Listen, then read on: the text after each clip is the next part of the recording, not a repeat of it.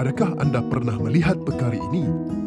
Ianya seakan-akan tempat suci bagi mereka, kerana semua golongan Yahudi dari seluruh dunia datang berkumpul di sini, berdoa dan menyesali segala perbuatan serta dosa mereka. Apakah yang mereka lakukan pada dinding tersebut?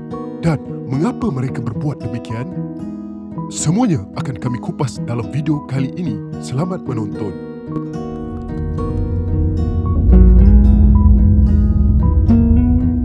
Jangan lupa follow Facebook page dan subscribe YouTube channel kami. Terima kasih. Tembok ini dahulunya dikenali sebagai Tembok Barat, tetapi kini dipanggil Tembok Ratapan kerana di situlah orang Yahudi berdoa dan meratapi dosa mereka.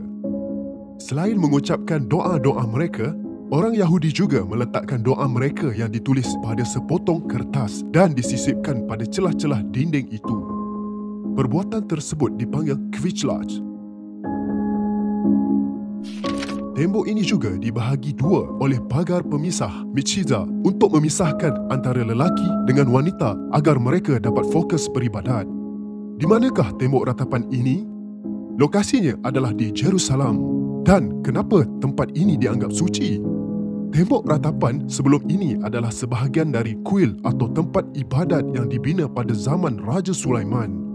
Kuil Raja Sulaiman atau Solomon Temple ini, menurut kitab mereka, adalah tempat beribadat pertama di Jerusalem pada zaman keemasan bagi bangsa Yahudi.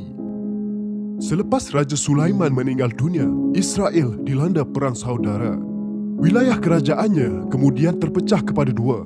Satu di utara Israel dengan ibu kotanya Samaria, manakala Jerusalem adalah ibu kota di bahagian selatan Yahuda. Selepas itu mereka melalui fasa-fasa perang, penjajahan dan kemusnahan, termasuklah kehancuran tempat ibadat ini. Sekitar tahun 19 sebelum Masihi, Raja Herodes, iaitu raja yang menakluk Israel ketika itu, mengarahkan untuk pembinaan semula kuil Raja Sulaiman, tetapi proses itu tergendala. Kemudian pada tahun 70 Masihi, Jerusalem diserang dan ditakluk oleh Empayar Rom dan kuil tersebut turut dimusnahkan. Selama penaklukan Empayar Rom, orang Yahudi tidak dibenarkan sama sekali memasuki Jerusalem. Ketika zaman Byzantine, orang Yahudi hanya dibenarkan masuk ke Jerusalem sekali setahun, iaitu pada ulang tahun kemusnahan kuil Raja Sulaiman, iaitu Solomon Temple, untuk meratapi pepecahan bangsa mereka dan kemusnahan kuil tersebut. Penguasaan tembok ratapan tersebut menjadi perbalahan hingga ke abad 20 dan seawal abad ke-21.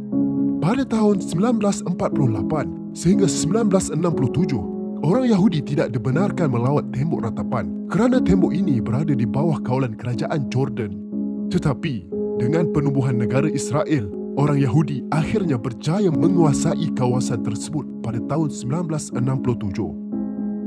Tembok ratapan ini adalah nama yang diberikan oleh orang bukan Yahudi apabila mereka melihat orang Yahudi meratapi di dinding tersebut. Orang Yahudi sebenarnya memanggil tembok ratapan sebagai Tembok Barat.